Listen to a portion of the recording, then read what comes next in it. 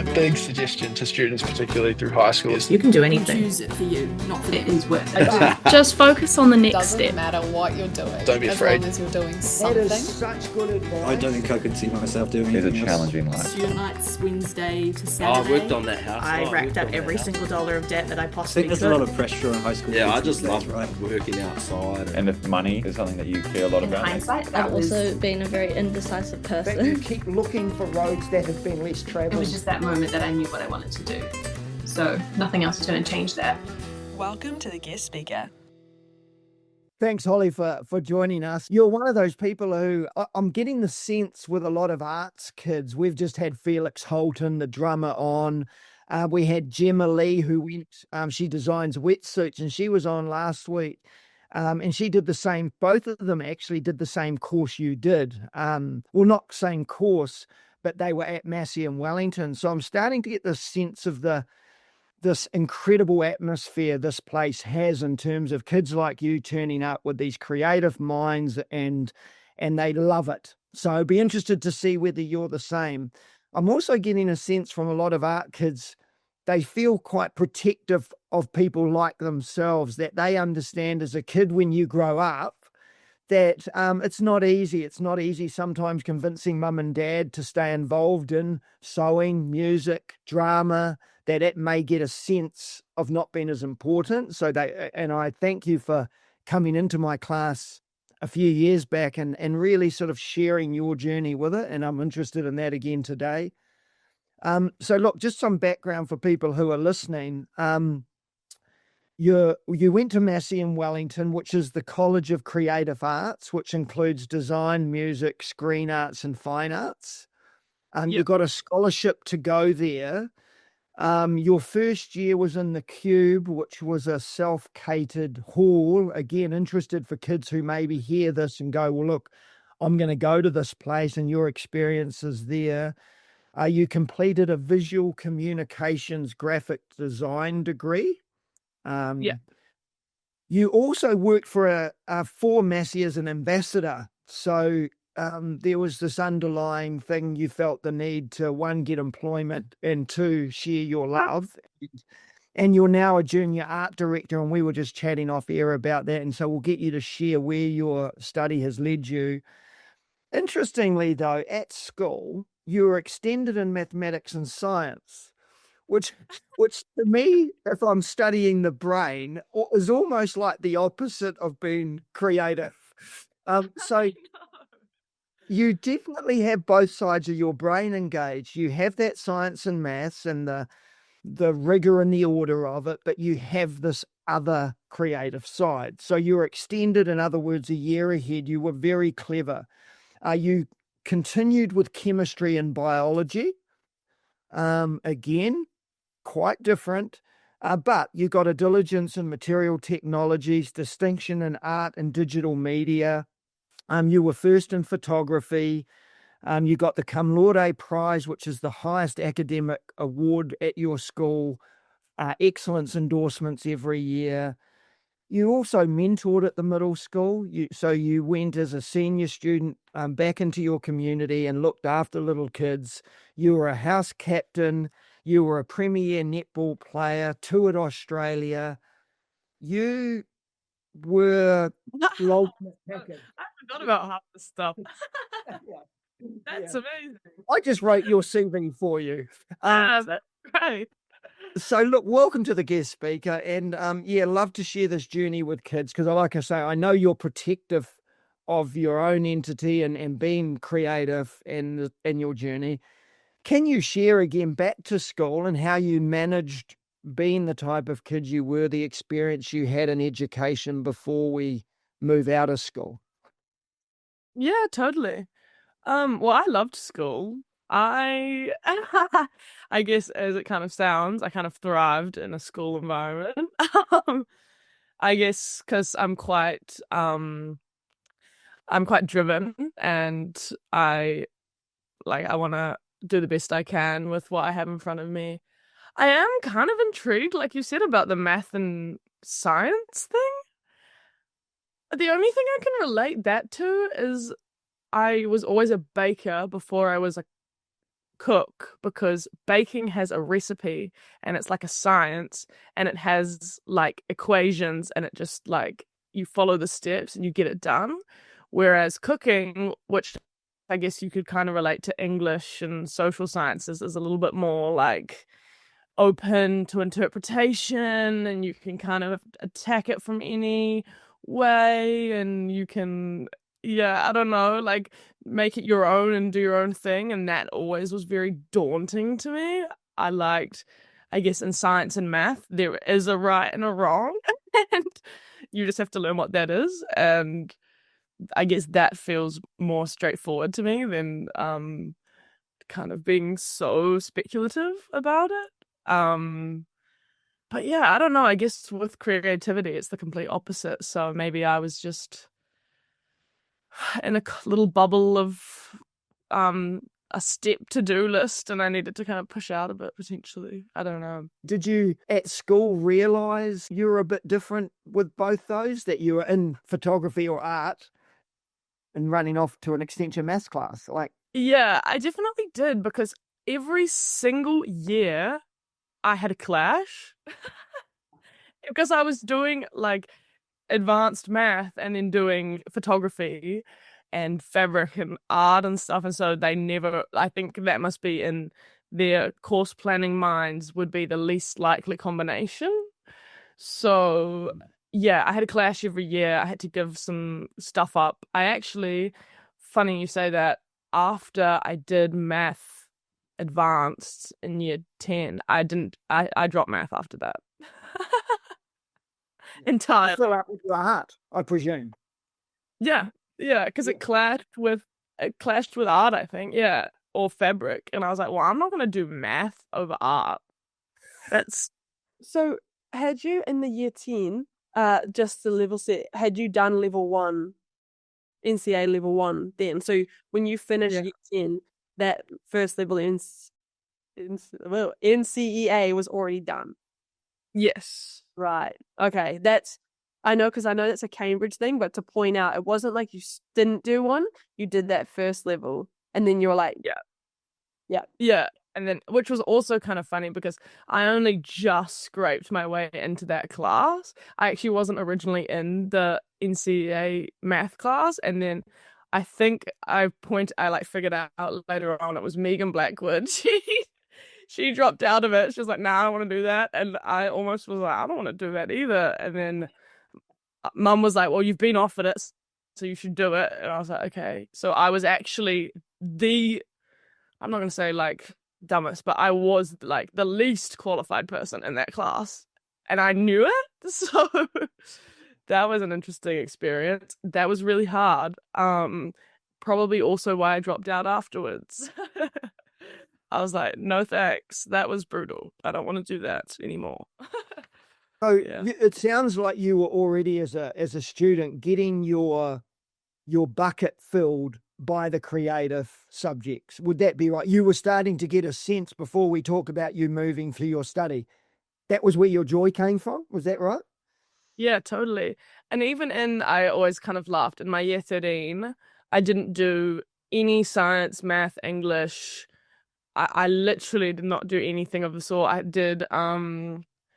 did design, business, extension for psychology, something else.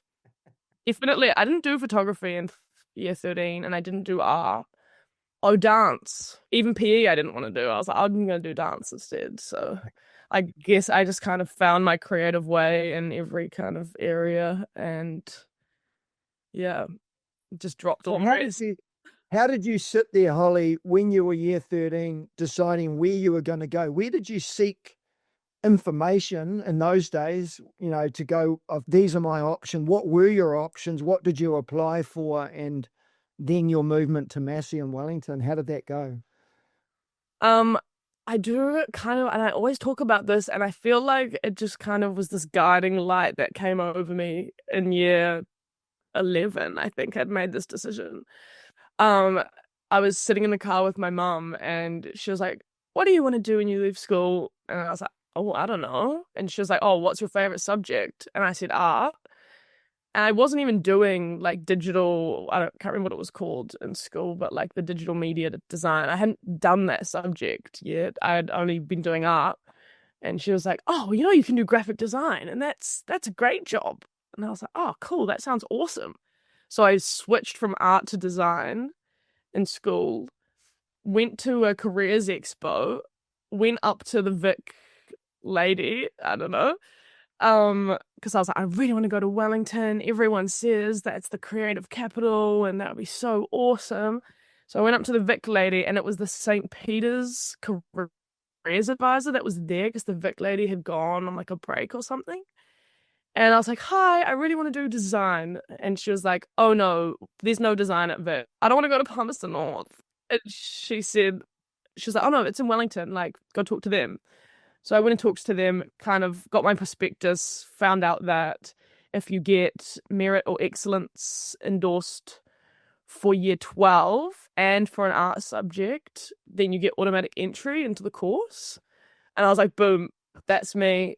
I'm going to get that and I'm going to go. Later on, found out that Vic definitely does have design and quite a bit of it. And it is obviously in Wellington. And I just hadn't even applied for it. And I kind of found out with just enough time to do so if I wanted to.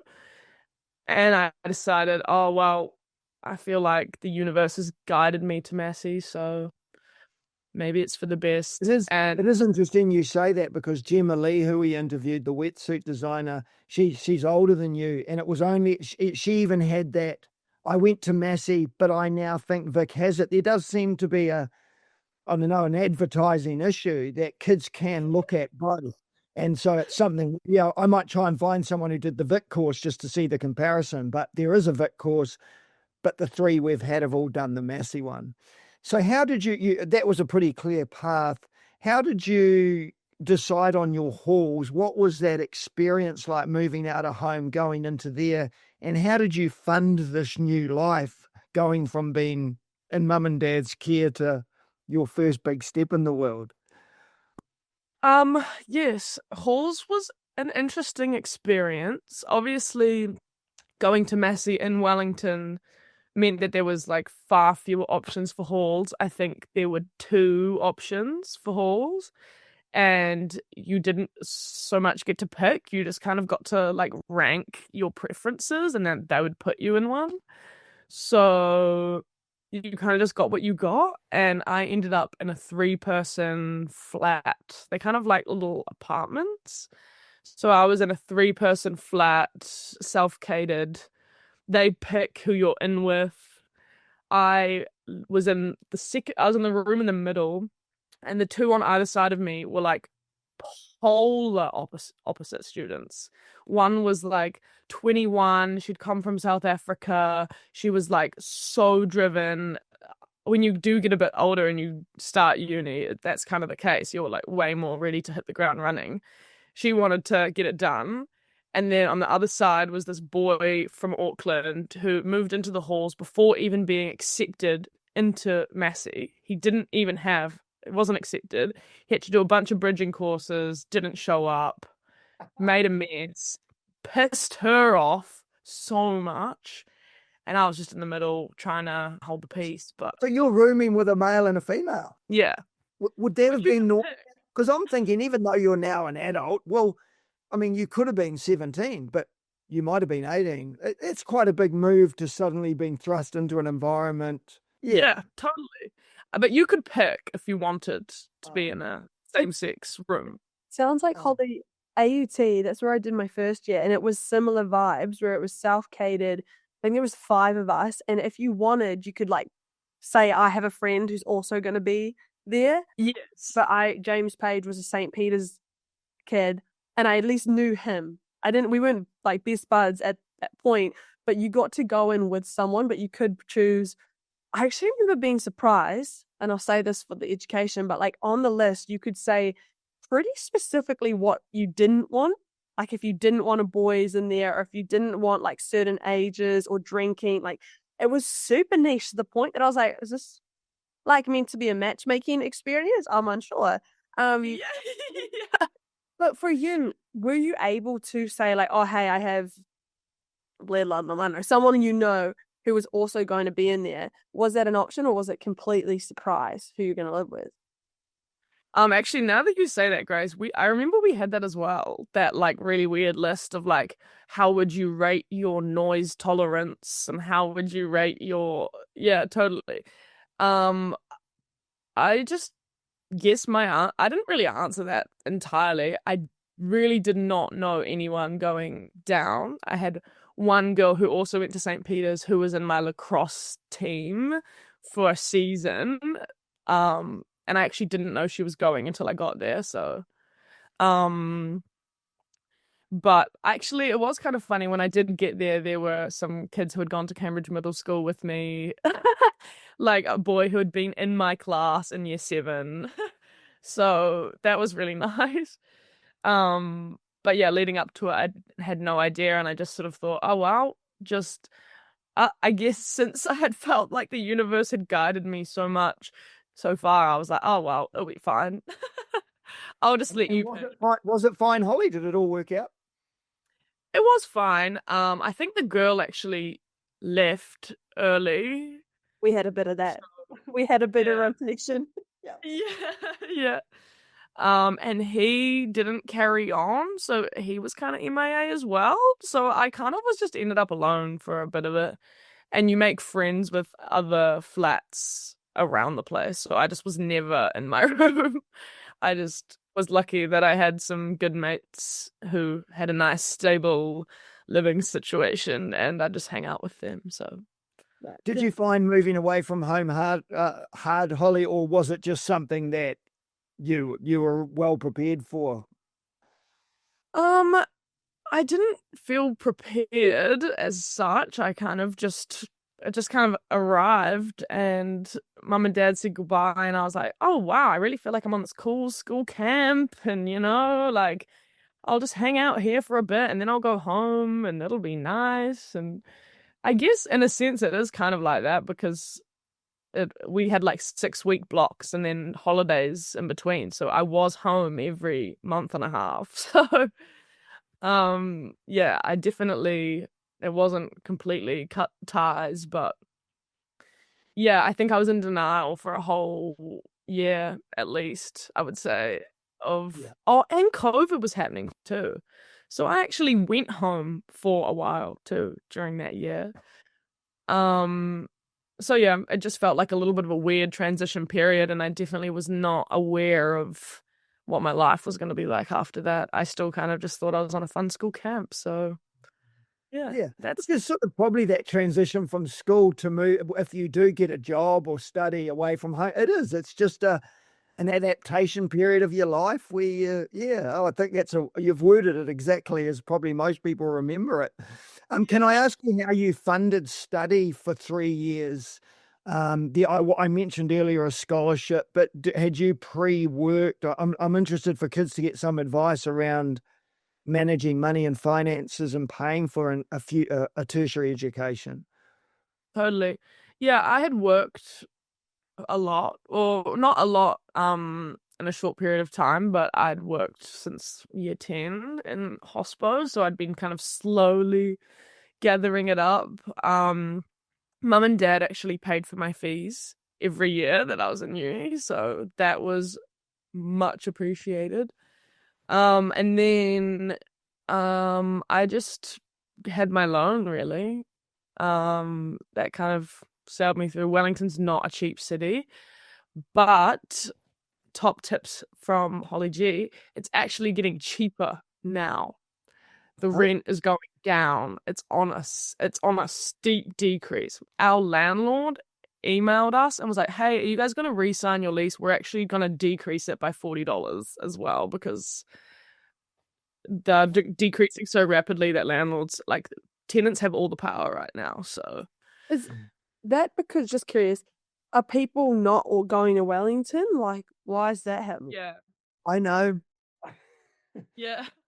When National came in and got rid of all the public service jobs, like Grace, when we interviewed Megan, and there was clean out of Wellington jobs, state sector jobs. Of course, they flooded out. A lot of them were renting, and landlords are sitting there going, I'm getting $2,000 a week 1 week. Now I'm getting nothing. Yeah, they had to adapt and change. Yeah. So Wellington's a good option at the moment. Yeah. And there's like less students now to, I guess, being kind of, I'm still close to Massey and also working in advertising now. We do work for the Otago recruitment and for the Defence Force recruitment as well.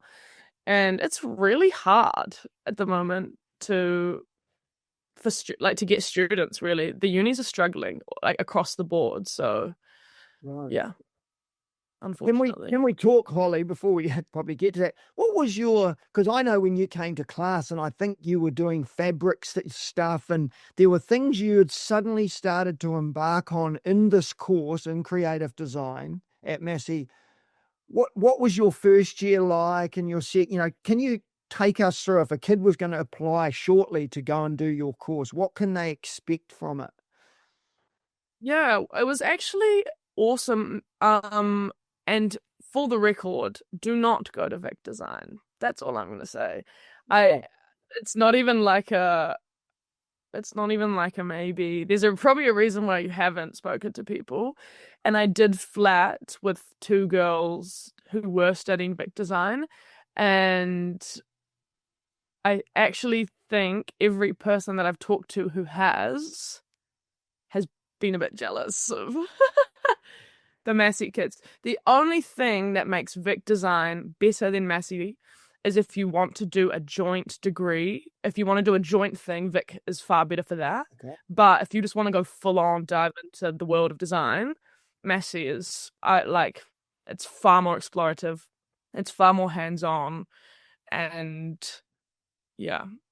Oh, you've highlighted a good thing there, because I mean, when we interviewed Gemma, she knew she wanted to own a business, and that was the only thing she had to contemplate was the learning in behind her own study, I suppose, in business management, GST, finding suppliers. So you're suggesting that if you really knew you were moving into the family business or a new business, Vic might be an option, so you get the business acumen. But if you want the immersion of the creativity, then go Massey.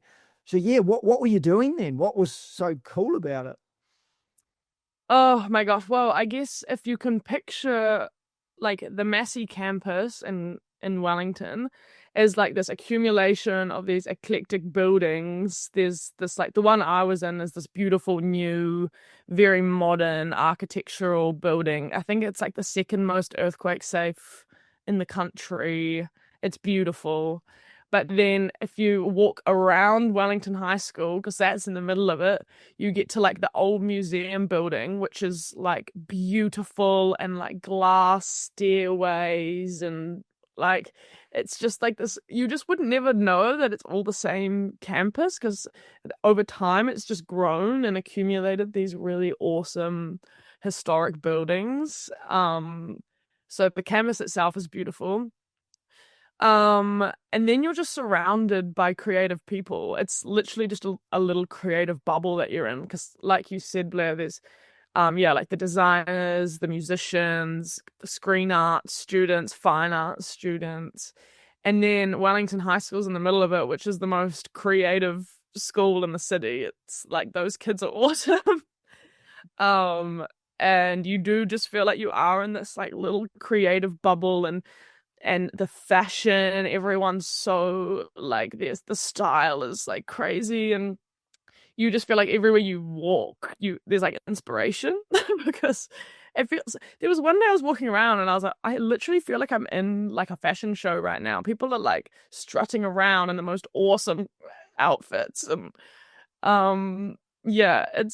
it's crazy, and you learn very quickly, and you like one of my family friends said, oh my gosh, Wellington is just such a pressure pot to becoming yourself. And I definitely resonate with that, especially if you go to Massey in Wellington. But yeah, in your first year, you get a taster of 4 different majors within design. You can like go in, try out a bunch of things. Most people go in with an idea of what they want to do, and then some completely diverge off. And they tried to pull me into spatial design. I was tempted by textile design. Yeah, what are the 4, Holly? What are the 4 things? Sorry to interrupt. Well, I think 8 majors underneath Bachelor of Design, which are, so I did visual communication, which is graphic, and there's fashion, textile, spatial, industrial, concept, photography, and then there's one called integrated, which is when you do 2 simultaneously. I think I've got them all. But yeah, so you kind of go in usually with an idea in mind, but there's so many options, and I could not have told you what concept design or even spatial design even were when I went in. So in your first year, each block, you do like a 6-week kind of rapid course of essentially this is what you can kind of expect to get from this major. And you have to do it. You can't just, do you have to do it? I think depending on your prerequisites and stuff, maybe you could start in the second year, but that was a bit like blurry. Everyone, like in your first year, that's what you do. You can't just like kind of jump around. So I did VCD, since it's the biggest, there were a couple. One was type and one was image or something like that. And so I did the 2 VCD ones, and then I did textiles and spatial. And yes, textiles and spatial actually tempted me. And even if not for my major, later on down the line for electives, I picked up textile electives back because I found it so fun in my first year that it really inspired me to reincorporate it into my degree. So even if not for picking your major, it's really good to kind of test those things out before you kind of make those course decisions and things. So for people like me who don't know much, textiles, you're talking material. Yeah. Messing about with material. So Gemma would have loved that because she was making wetsuits. So she was with textiles. You've got someone next to you like Felix Holton doing music. What's that called? Yeah. Is that just Bachelor of Commercial Music? So you've got kids rubbling around in the back doing that. Okay, so where did you specialize in the end? How did you change and navigate? So I went into a major of visual communication design, which is graphic design. And then along the way, I think I only ended up doing 1 textile elective, but it was always in my mind that was something I wanted to do. Even like the VCD lecturers always steer you kind of towards these electives that are really beneficial for you and you should really be doing those. And I just was like, sod off.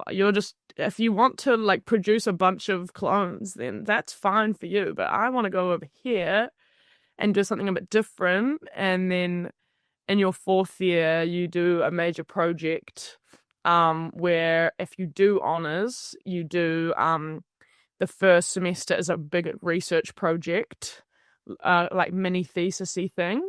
And then in your 2nd semester, you apply that to a creative output, which can be whatever you want it to be. It's totally self-run. And then you have 1 class a week where you meet with your lecturers and they help guide you through. And aside from that, you have like a desk area at uni and you just go and get going. What's the one, Ludlam, that Gemma, sorry, Holly, I'm pulling in from a different one, just because people interested probably listening to all of them. That was the one where Gemma didn't want to do honours because she wanted to do business electives. So she made that choice in the 4th year not to do honours and instead did those electives. So go listen to that one so she explains it better. But that in that 4th year moment, Holly, she went a different way. Whereas you went And did Well, did you do actually, I didn't do honors either. yeah, what did you do? Yeah, because if you don't do honors, then in your first semester you're just doing a bunch of electives, like Gemma said, which I found, and they're actually almost starting to push you more into that now because they're like, okay, if you want to do honors, that has to be a personal decision. That has to be like for yourself. It's not going to get you any further in the industry than if you don't do honors, do a bunch of electives, learning a bunch of skills in any area of the uni. Yeah, you can do business because you can do any electives within the entire Massey system. You don't have to be in Wellington. You could do, like, I could have done Spanish electives or done, I don't know, to an extent, like if you have to be in a lab or something, probably not. But you can literally learn any skill you want and then come back to your major project and then hit it from the creative stuff and off you go. So I was like, whoa, that sounds awesome. I actually did that semester in Spain, which was great. And then I came back from Spain and did my major project out of a lot of the learning and the creativity I did while I was over there, and kind of merged it all together into this book, The Queen and the Bee, My Child. Yeah. Tell us about this, Holly. What's this? What did you do? In Spain. Tell us about all of that, please. Yeah. Yeah. So yeah, on my first semester, I did an exchange in Madrid. I did kind of like creative papers, but they weren't design papers. I did. No, wait. Stop, Holly. Sorry. How'd you get your exchange? What did you apply for something? No? Yeah, well, I applied to go on exchange, and then I went. What was that opportunity? Like, where did that come? Because I think there'll be kids going, I'm going to, follow your path. How did you do that? And what organization did it? And Oh, totally. Definitely go on exchange. That was awesome. And maybe if you're in a 3-year course, that's a bit more crunchy, but I was in a 4-year course and I was like, well, if I'm going to be stuck in Wellington in a job, I may as well get overseas beforehand. So I don't know. I guess coming out of COVID, not many people were aware it was an option because you hadn't sort of seen people in front of you do it because it was all locked down. So I just knew going into uni. I have my cousin, Laura Wilson, for a little shout out, Liz's daughter. She's awesome. She's crazy. She went on exchange to Mexico when she was at uni. And then as a kid, I was always like, wow, that's awesome. I want to do that. So I just went to uni and I was like, this is one of my goals. I want to get overseas. Originally I was going to go to Brighton because I thought I had to go to a uni that had the VCD kind of course. And my options were like Brighton, Dundee, or like Notting Hill. The vibes are very different there, Holly. Yeah. England versus Madrid, Spain. Yeah, I see why you've gone the path. Some people might be into that, but that's not. I'm glad you went where you went. Thank you. Well, I'll is it an application process, Holly? Is it? You're so good at reeling me in. I could just go out on a tangent, Application process, that was pretty breezy, really. They just look at your transcript. You have a little interview where they pretty much say, if anyone's going to ask you about Massey, what are you going to say? And you say, I'll say I love it. They should go. And then they go, cool, off you go. I went through a third party called USAC, United Students Abroad Consortium, or something like that. It's an American company, so I was with Americans the entire time. There was a secondary option with a company called ICEP, but with ICEP, you have to put down 3 universities, and you have to be fully happy with any of those 3, because once you apply, you're going, and you don't know which one you're going to go to, so you have to be fully confident. and I didn't feel that there were 3 that I would be really happy with. Whereas with USAC, you can just apply to 1. So I applied to Madrid. With USAC, you can go through USAC if USAC comes to you, essentially. So they bring USAC students to Massey Wellington. So therefore, I could go to Madrid with them. Yeah, I was the only non-American there. They really don't often get Kiwis, I would say. I don't think enough people know that it exists. But Madrid was awesome. I actually fell in love with that place. I think it's been just over a year since I've gotten back, and all my friends are over there now. And I'm just like, please, can you take a photo with my flat and, like, I don't know, give it a little kiss or something?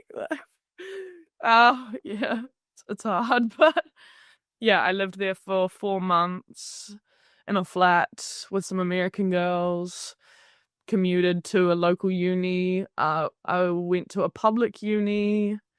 It was kind of on the outskirts a little bit, like a 45-minute metro there. Yeah, I did a photojournalism paper. One was called Drawing Madrid. I did a cooking class, and then I just did a bunch of Spanish papers. And with Massey, as long as the papers you were doing over there could equate to a Massey paper, so since Massey does have cooking, I could get like level 1 Massey cooking, and then Massey does Spanish papers. So they just like cross-credited to what their papers already are.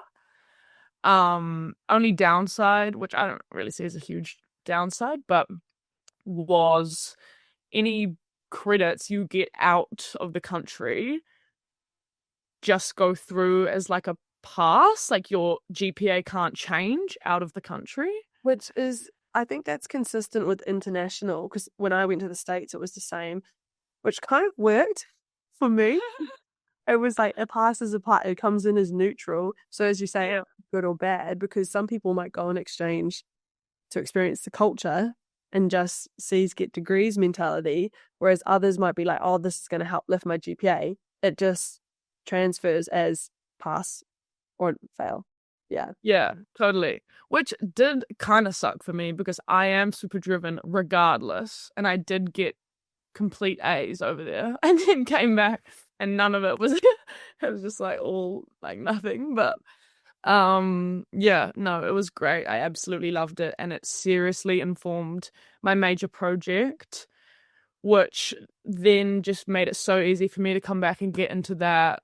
I had so much fun creating it, and actually I find out tomorrow if I'm a finalist at Best Awards, so that's really fun. Fingers crossed for you.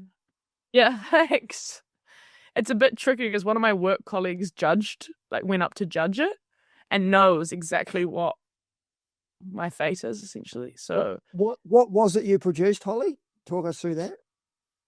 I produced a book called The Queen and the Bee. I would have it here, but it's currently being judged.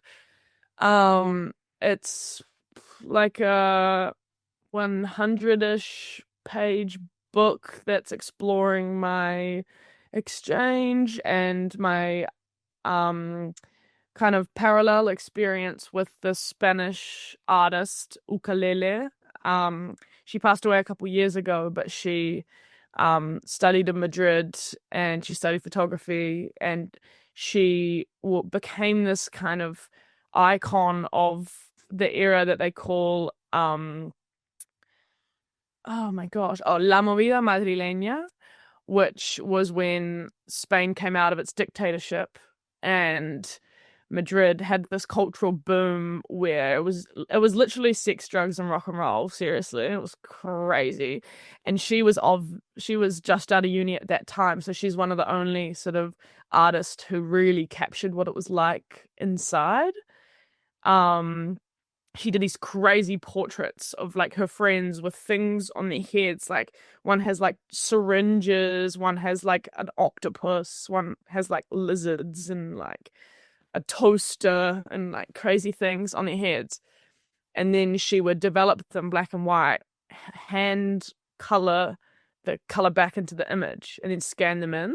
So they were these crazy, bright, chaotic images that resonated with me so much. And my book contains a lot of photos that I had taken over in Spain in my photography paper, that I did the same process of printing them black and white, watercoloring the color back in, scanning them in, and then I also applied my kind of textile lens back on it, and I stitched these colorful threads into the pages, because that's something that I did in one of my papers over there as well. So it's kind of like an art piece in a book. And yeah, I love it. It's awesome. I intended to make like 4 or 5, and I wanted to send a couple back to Spain, but I really hit roadblocks with making any more. I think in total it probably took like 2 entire days of time to produce it. So like 48 hours across 2 weeks or so to produce it. The one book. Because I made it all by hand, and I like bound it by hand, and yeah, anyway. We'll have photos. We'll get some photos and Oh yeah, you can get some photos if you want. Can I take you back, Holly, before you mentioned you were getting A's and you went to Madrid? But I'm interested in, because if I go do a normal degree, I'll say normal, I write essays, say. How are you getting graded? What are you producing? And how much of it is writing about creative stuff, or how much of it is, here's the rug I made, or whatever it is you're doing? And my gosh, that's so who's fun. judging them? Well, I don't know. It's just lecturers really, and there isn't a whole lot of writing. And we have like a compulsory course in every semester. It's like always a comms paper. We just call them like the CCC, where we do kind of a bit more writing and thought around the industry, and especially like te ao Māori and what it means to be a creative in Aotearoa, and how to be considerate of those around us. Yeah, so we do have those papers that are more written and essay based, but as well you can kind of take those where you want them to. There are often times where they'll say you just need to write an essay around like some kind of creative culture, and you can interpret it how you want and really like research what interests you. And so as much as it is writing, it is still very like open, and they'll say essay, but people will hand in like, I don't know, you can kind of really push it, and the crazier you go, the more they love it. Like you could just kind of hand in like a series of photos and be like, each of these photos says this and it represents this, and they're like, wow, that's amazing, I love that. So yeah, it is like generally written, but you can push the bounds, and they love it. So yeah, it really is just like made for creative people, the course. It's awesome. Aside from those papers, it really is just make it and then just write a rationale. If you can justify something, then it's all open to you. There are people who do the course that just really aren't, like they're just doing it because their parents want them to do a degree and they feel like it's an easy option.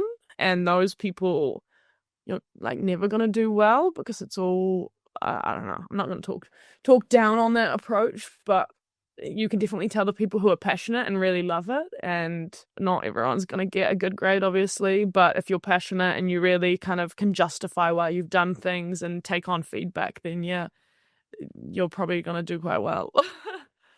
So in essence, Yeah. Holly, I'm trying to think from a layman looking in, they're there to develop your creativity for a start. They're there to develop your skills with working with either different material or different contexts, or it is really just immersing you that when you leave or graduate, you could go into anything. You could go into movie making, you could be making your own art, you could be a designer, but it is an immersion of skills they're developing.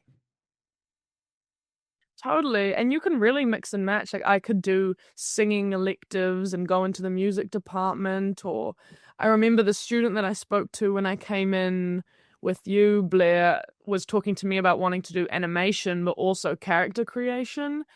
And animation is with screen arts and character creation is more with concept design. And I was saying, do a concept design degree and do all your electives in animation and you'll have everything you need, like ready to go. And there's probably a lot of students who do that because often people who love character creation also love animating those characters. So, and they're so open to all of that.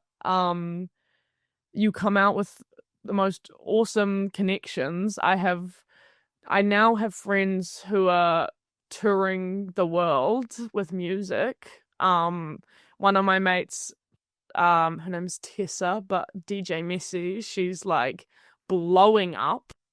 And pretty much at any point in time, if I just wanted to leave work and go and like pop over to Glastonbury or like Lollapalooza, she just did Lollapalooza in Berlin, and you actually meet We the might need to most get awesome- on by the sounds of it.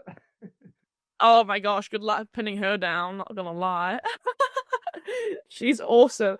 She's just like born in Gizzy, just got a good break, and now she's DJing around the world.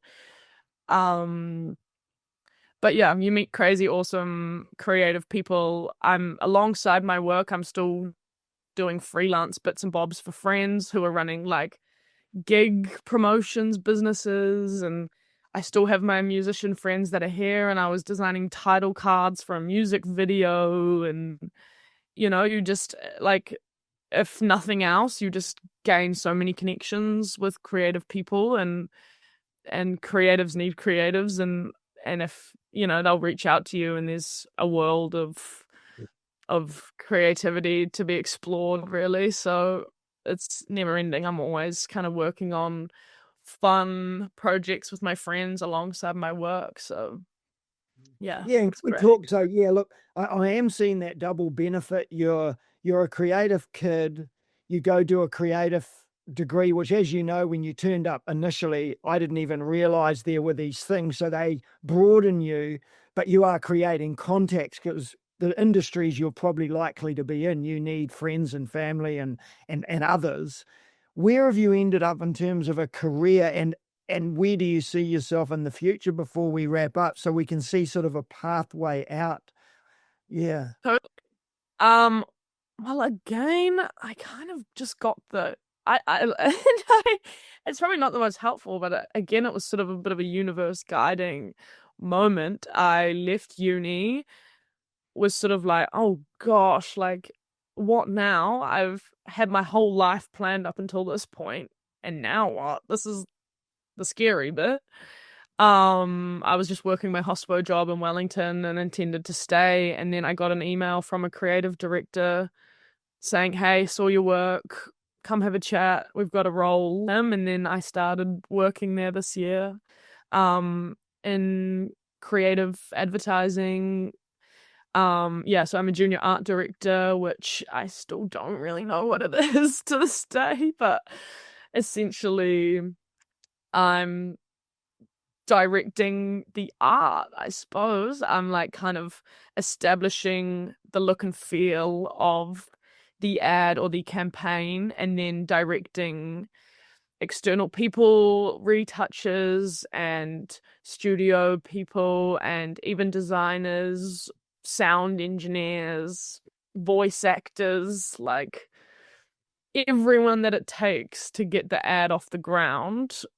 I will be working with alongside my trusty copywriter wife, essentially, and our creative director who looks after both of us. Yeah, and I work in an office. There's 8 of us. We so Special started in Auckland in 2007. It actually spread internationally. It's now in Melbourne, Sydney, London, New York, and LA as well. New Zealand founded business. And then they came back to Wellington. They were like, oh yeah, we should probably do that. That was 3 years ago now. So there's 8 of us, and I actually think we pull almost 50% of the weight of the New Zealand arm of Special. We are crazy. It's really full on. but it's great. And I definitely can't say that traditionally art directors would be pulled out of graphic design. That I did not go into my role with any idea of what advertising entailed. But there's no reputable advertising school in Wellington. So, and my boss studied graphic design, so he was like, I wanted a designer. We have no designers in the Wellington office. I've started picking up some work with the special design team because it's quite a well-known kind of business within the business, special design. And even since I'm the only designer in the office, and this is a little bit hush-hush because special design don't know about it, but I've been doing a branding project for Special Wellington, kind of completely self-run because I'm the only designer in the office. They were like, hey, we have a friend, she's opening a pizza by the slice, she needs it in 2 weeks, do you want to do it outside of work? I was like, yeah, that sounds awesome. So that opened yesterday actually, and I was just running a branding project by myself essentially.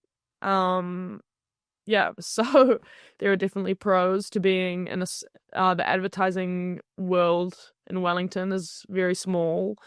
Everyone kind of knows everyone, and yeah, we've got 8 in our office, and we're doing a whole lot of work. So, and I'm the only art director in the office, so even though I'm the junior art director, I am also the only art director, so I'm doing a lot. And it was definitely a bit of throw in the deep end situation, but that's kind of how I thrive. So, yeah. How do you see your future now, Holly? Is this something you could see yourself getting stuck into? There seems potential you could go to the Melbourne office. Suddenly you go, oh, I'm young, I'm free, I want to go somewhere else. So there might be travel involved. Or are you going now, one day I've got a real plan in mind later? What's your future looking like? Yeah, as much as the art direction stuff is awesome, and I am so grateful to actually have an industry job out of my degree, the graphic design world, I think, will forever sort of call me. And I suppose if like waiting around in Wellington long enough, we might end up opening our own design branch in Wellington. But I think that's where my sights are. I want to go overseas. I would love to move back to Spain. Madrid, yes, but I feel like there would be more opportunities in Barcelona.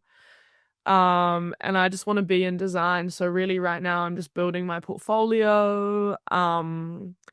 Just really getting stuck in, getting some hours under my belt. I've been doing some work with one of the founders of Special, who's the executive design director of the entire company, and they kind of threw me in with him.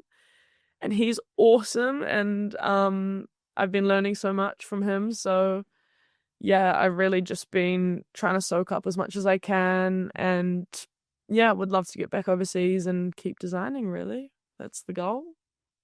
Yeah. Oh, look, before Grace gives you your final tricky question, I just want to thank you. Like I say, you're one of those people who has come back before and supported kids. I think hearing from people like you, now you're in employment, it's another level again. And particularly creative kids who don't really know where to go, what to do. I think your point out with Vic and the comparison with Massey is a really good thing for kids to consider. Obviously, your involvement with Massey has been awesome, and I'm just glad you love what you do, because as soon as you started talking about the stuff, your face lit up, and you were like, yeah, it clearly is a passion, which is all we can hope that kids get. So congratulations on everything you've done, and thank you for supporting us and kids, and yeah, we look forward to seeing what that future looks like. But and the book. If we ever get to, maybe we'll put some photos up. Yeah, and we'll get some photos so people can have a look at that. That'd be cool. Totally. Lovely to see you again, and thank you for everything. And then I'm going to jump in and ask the question you ask everyone. Lovely words, Ludlam. But we always ask at the end, if you could go back, Holly, to you, so not like the general, which have given great advice, but like Holly to Holly, especially year 12 or year 13, what advice would you be giving yourself specifically? To year 12 or year 13? I think it's slightly different for me because I already knew what I wanted to do. I think in year 11, I was like, yeah, this is my line. I'm going for it. So I guess I would kind of say to push yourself out of your comfort zone while you are living in your comfort zone. Like while you're in school and you're living at home with your family, you're doing your routine that you do every day, every week, you are in such a comfortable little bubble and you probably like don't even realize it because obviously there are always trials and tribulations of school life, but you are you're in your comfort zone, so you should just like push yourself out and try a bunch of things. And I sort of did that. I took up sevens in year 13, and like I said yes to every sort of public speaking and like when you have to do like the awards. Oh, not the awards, the what's it called? Like the prize giving. The prize giving. You had to do like the prize giving. I had to do like a prize giving speak on behalf of the design or the art department. That was terrifying. So I think the more of that kind of thing you can do while you're in your comfortable little bubble of, Cambridge High School or wherever you are, the better, because once you're out in the world, it's a lot more daunting. And I haven't picked up sevens since then because it's a lot more daunting. So definitely do it while you're with your friends at school and your teachers that you appreciate and you feel comfortable with. Definitely. That's really cool to hear because we hear often people say like they like to go somewhere else because then you feel like everything has changed, so everything can change. But also to be like, well, while there is stability and routine, give those things a go because you have a safety net, for lack of a better term, right? Like you keep that home and some things are going to be consistent, whereas once you have to start paying for things yourself and doing this, the risks you can take aren't as big. You still should take them, but the repercussions are greater, I guess. Totally. So true about parents paying as well. Do as much as you can while your parents are paying for it. That's so true. That's just soak it up. Yeah, that's best. Yeah. But Holly, thank you. I hope you get back over soon. I feel like you will once you've set your mind to it. Barcelona or wherever it is going to be. We look forward to checking in a couple of years or a year and see where you're at. But thank you for taking the time to be with us on the guest speaker. It's been really cool to hear your story and quite exciting. Awesome. Thanks, guys. I feel like I had so much written down of random on these pieces of paper. You printed it out? I love that. Yeah, I printed it out. And I was like, okay, some of these things I do not know how I'm going to answer that off the top of my head, so I'm just going to write some stuff down. Was there anything that we didn't ask that you weren't like, you're like, oh, I wanted to say that? I think it was mainly about, pushing yourself out of your comfort zone while you're in it and just soaking it up, really. A lot of it was, I will admit, I wrote down nothing a lot. It was like, what do you regret? And it was like, nothing. You shouldn't listen to what people tell you to do. You should carve your own path and just experience life. And I guess I was hesitant to try to tell people what they should do too much, because then if they make that decision based off what you've said and it doesn't work out for them, then, But when it comes to Vic versus Massey, I will stand by that. That's my one thing that I'll die on that hill. I will die on that hill. Look, and we appreciated your honesty. We always said when we started this, Holly, if someone says something like, I hated that hall, never go there, it wasn't our job to judge that and to feel bad that hall might hate us for it. If someone's got something to say, and like you said, you're not guiding anyone, you tell your story, people will pick up the things they need from it, and kids will, and you've done a great job. So thank you again. Take care of yourself, and Off I go to work.